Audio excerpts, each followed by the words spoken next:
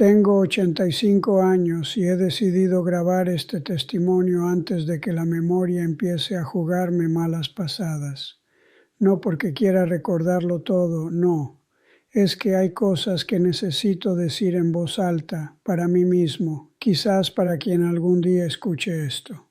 Porque aprendí demasiado tarde una verdad que ningún hombre debería llevar al final de su vida sin comprenderla bien. Mi nombre es Roberto Méndez. Nací y crecí en Buenos Aires, en el barrio de Flores, hijo de obrero y de ama de casa. Me casé con Eliana a los 27 años, una tarde de marzo, con olor a lluvia y jazmín, en la iglesia San José, allí en la Paternal. Ella llevaba un vestido sencillo, el cabello recogido con una cinta blanca, y sonreía de una manera que hacía que el mundo pareciera más pequeño y más hermoso al mismo tiempo. 53 años de matrimonio, 53 años que, para quien nos miraba desde fuera, parecían un ejemplo raro de amor duradero y sólido, pero que por dentro yo fui vaciando poco a poco, sin darme cuenta, sin querer, sin entender la magnitud de lo que estaba haciendo. Trabajé 41 años en la misma empresa, una distribuidora de materiales de construcción aquí en la ciudad. Empecé como auxiliar administrativo y me jubilé como gerente de logística. Fui fiel al trabajo de la misma forma que fui fiel al matrimonio. Me levantaba temprano, salía antes de las 7, volvía a las 7 de la noche, a veces más tarde. Pagaba las cuentas al día, no bebía, no apostaba, no miraba a otras.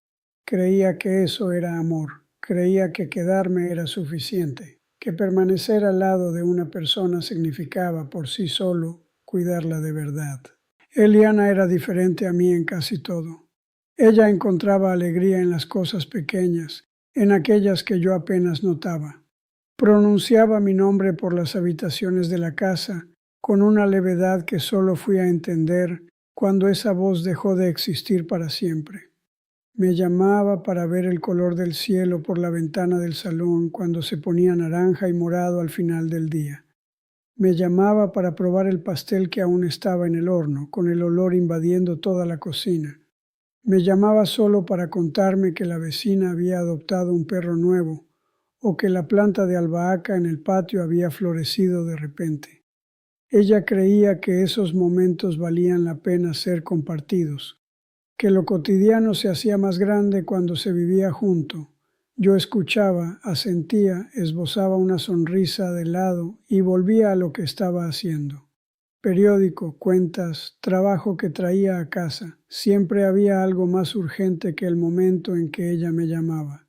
Y miren, yo no era un hombre frío, no me malinterpreten. Amaba a Eliana de la manera en que aprendí que se ama, trabajando por ella, estando allí, no fallando en lo concreto. Pero el amor que ella necesitaba no estaba hecho de concreto. Estaba hecho de presencia, de curiosidad, de mirar a los ojos y preguntar qué pasaba por su cabeza. Y ese tipo de amor yo no sabía darlo. Nadie me lo había enseñado nunca y yo nunca me detuve a aprender. Durante muchos años nuestra casa en San Telmo estuvo llena de una voz que decía mi nombre con cariño genuino. Roberto, ven a ver esto. Roberto, ¿quieres un café? Roberto, ¿me estás escuchando? Yo escuchaba las palabras, pero no a la persona detrás de ellas. Existía una diferencia enorme entre las dos cosas, y me llevó décadas enteras entenderlo.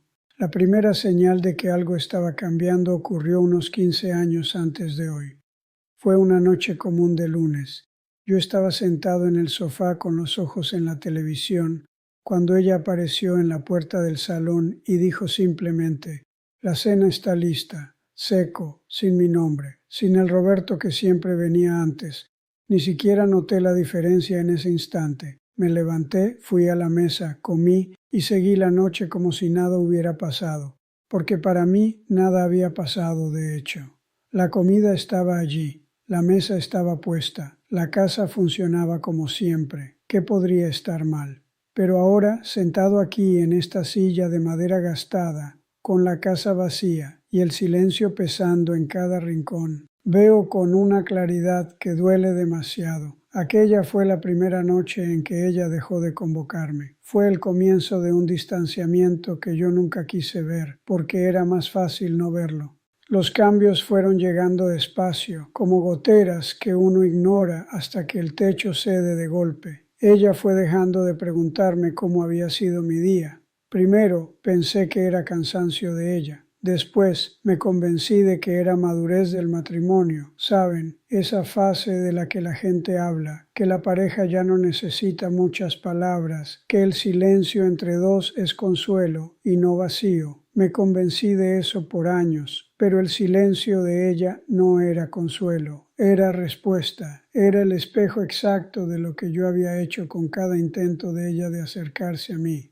Cada vez que ella me contaba algo y yo asentía sin quitar los ojos de la pantalla, ella aprendía que su historia no merecía atención. Cada vez que ella empezaba una frase y yo la interrumpía con algo práctico, como «¿Ya pagaste la factura de la tarjeta?» o «Hay que llamar al fontanero mañana», ella aprendía que su pensamiento no cabía en el espacio entre nosotros. No dejó de intentar de repente, paró poco a poco como si fuera sacando los muebles de una habitación que nadie usa, y yo, que debería haber notado cada intento que moría en el aire entre nosotros, fui dejando que sucediera sin darme cuenta del tamaño del daño que se estaba formando debajo de la superficie de todo. Recuerdo una tarde, unos 12 años atrás, cuando ella estaba sentada en el balcón con un libro en el regazo y miraba el jardín que ella misma había plantado con tanto cuidado a lo largo de los años. Yo pasé junto a ella. Le pregunté si iba a llover esa noche. Ella dijo que no sabía y yo volví a entrar a casa. Así de simple. No le pregunté qué estaba leyendo. No le pregunté qué estaba pensando mientras miraba las plantas con esa mirada distante. No le pregunté nada sobre ella, y ella se quedó allí, quieta, como alguien que aprendió que sus cosas no le interesan al hombre con quien duerme desde hace décadas. No era maldad de mi parte, nunca lo fue. Era distracción, era costumbre. Era esa creencia equivocada de que el amor se demuestra quedándose y no estando verdaderamente presente. Yo me quedaba, todos los días me quedaba, solo que no estaba. Y esa diferencia, amigo mío, esa diferencia es un abismo que puede tragarse un matrimonio entero sin hacer ningún ruido.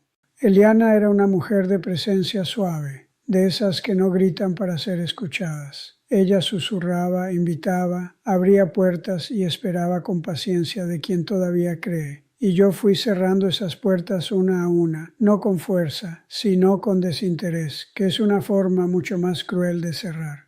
Porque cuando cierras con rabia, la persona al menos sabe que sentiste algo por ella. Cuando cierras con indiferencia, ella se va sin tener la certeza de si alguna vez existió de verdad para ti. Hoy, en esta casa demasiado grande para mí solo, aquí en Buenos Aires, con el ruido de la calle afuera y el silencio absurdo aquí dentro, me encuentro escuchando sonidos que ya no existen, el suave zumbido que ella hacía mientras doblaba la ropa en el balcón, el ruido de las ollas al final de la tarde, cuando el olor a almuerzo aún flotaba por el pasillo, el sonido de mi nombre siendo dicho con ternura, como si mi presencia fuera un regalo. Todos esos sonidos desaparecieron, y solo fui a aprender el peso de ellos cuando ya no había forma de escucharlos de vuelta. Si esta historia te ha interesado, no olvides suscribirte a nuestro canal y dinos desde qué ciudad nos estás viendo. Continuamos. Prometo que esta será la mejor historia que escucharás en tu vida. Hay una noche que no puedo dejar de revisitar. Ocurrió unos 10 años atrás, cuando volví tarde de una cena de trabajo. La ciudad estaba silenciosa como Buenos Aires se pone a esas horas, ese silencio pesado de madrugada que nos hace escuchar la propia respiración. Entré en casa con cuidado, pensé que ella ya estaría durmiendo, pero encontré a Eliana sentada a la mesa de la cocina, sola, con una única luz encendida sobre ella. Tenía una taza de té delante, ya fría, y ella miraba a la nada, con esa forma de quien está pensando en cosas que no caben en palabras simples. Le dije que no necesitaba haberse quedado despierta esperándome, y ella respondió con una voz tranquila, casi distraída: yo no estaba esperando, solo eso, 3 palabras que no supe escuchar. En ese momento sentí una incomodidad que no pude nombrar. Algo dentro de mí reconoció que había peso en aquellas palabras, pero en lugar de preguntar, de iniciar aquella conversación que podría haberlo cambiado todo entre nosotros, dije que estaba cansado y me fui a dormir. Hoy entiendo lo que ella estaba diciendo sin decirlo. Era que ella ya no esperaba más ser notada, que en algún punto de nuestra vida juntos ella había desistido de esperar que yo llegara de verdad, no solo con el cuerpo, sino con la atención, con el cuidado, con los ojos verdaderamente puestos en ella.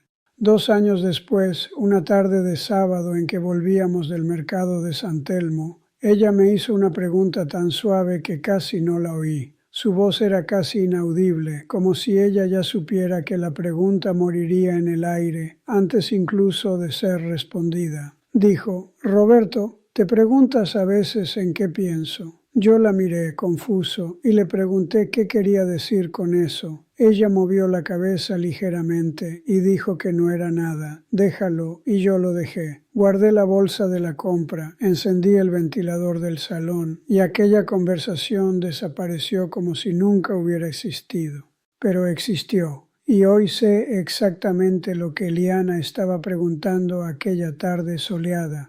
Ella quería saber si yo aún sentía curiosidad por ella, si el hombre con quien ella compartía la vida aún se interesaba por lo que sucedía dentro de ella, por los sueños que alimentaba en silencio, por las dudas que cargaba, por lo que la hacía reír o apretar los labios de preocupación antes de dormir. Ella me estaba preguntando si aún era vista como una persona entera, completa, y no solo como una parte funcional de nuestra rutina diaria. Yo respondí con una pregunta en lugar de escuchar. Seguí adelante en lugar de parar, y ella aprendió una vez más que su mundo interior no encontraba morada en nuestro matrimonio.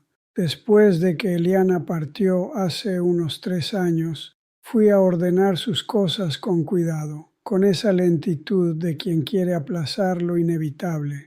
Fue entonces cuando encontré en la gaveta de la mesita de noche un cuaderno de tapa floral que yo nunca había visto antes. Estuve un buen rato con él en la mano sin abrirlo, con miedo a lo que podría estar escrito allí. Por fin lo abrí. La mayoría de las anotaciones eran simples, recetas, recordatorios, nombres de libros que ella quería leer. Pero en una de las páginas, escrita con su letra pequeña e inclinada, había una frase que cambió algo dentro de mí de una manera que ya no tiene cómo deshacerse. Creo que él ya no me escucha. Esa frase había sido escrita 7 años antes de que ella partiera. 7 años antes. Ella lo sabía y siguió allí. Siguió cuidando la casa, siguió poniendo comida en la mesa, siguió durmiendo a mi lado, pero ya sabía que estaba sola en el matrimonio. Me quedé sentado en el suelo de su habitación por un tiempo que no sé medir. Lloré de la manera en que los hombres de mi generación rara vez lloran, con todo el pecho, sin vergüenza y sin contener, porque de repente todo quedó muy claro. Yo siempre había respondido a sus palabras, pero nunca a la soledad que estaba debajo. Nunca a su necesidad de ser conocida, de ser verdaderamente vista por aquel que eligió pasar la vida con ella. Yo veía a la esposa, pero no veía a la mujer.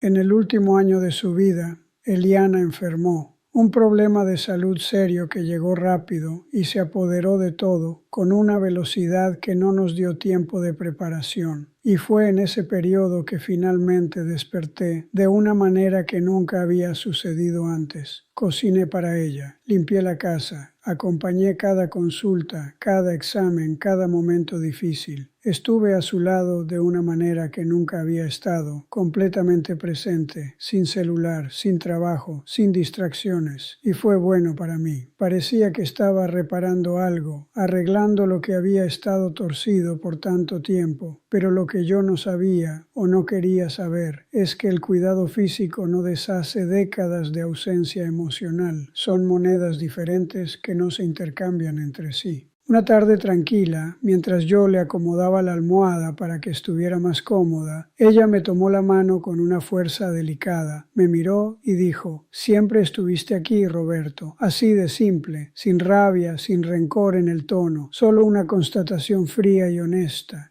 Y sentí en esas palabras la frase que ella no estaba diciendo en voz alta: «Pero nunca estuviste de verdad conmigo». Estar aquí no era lo mismo que estar con ella.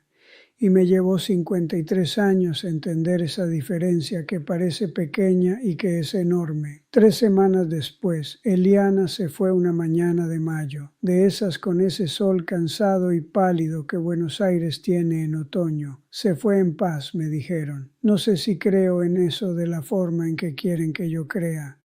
Sé que ella se fue llevando consigo una voz que un día pronunció mi nombre con ternura y alegría genuinas, y que fue quedándose en silencio poco a poco, por falta de alguien que supiera escuchar lo que estaba más allá de las palabras. Ahora vivo en esta casa enorme con mis ecos. Paso por el pasillo e imagino escuchar sus pasos en el suelo de madera. Me quedo en la cocina y tengo la sensación de que ella va a aparecer en la puerta con una taza de café para mí, como tantas veces hizo. A veces creo que oigo mi nombre siendo llamado desde alguna habitación distante de la casa, y por una fracción de segundo mi corazón se acelera. Pero es solo el viento, es solo el silencio que, con el tiempo, aprendió a tener su forma. Grabo este testimonio porque ya no puedo llamar a Eliana y que ella me responda. Porque aprendí que el arrepentimiento que no encuentra remedio aún necesita encontrar voz. Lo que me queda es esto, esta voz vieja grabada en un aparato que mi nieto me trajo, contando lo que aprendí demasiado tarde para hacer una diferencia. Si tú que me estás escuchando aún tienes a tu lado a alguien que llama tu nombre con cariño, por favor, para todo lo que estás haciendo ahora mismo y escucha. Escucha no solo las palabras, escucha a la persona detrás de ellas. Porque el día que esa llamada deja de venir, no hay forma de pedirla de vuelta.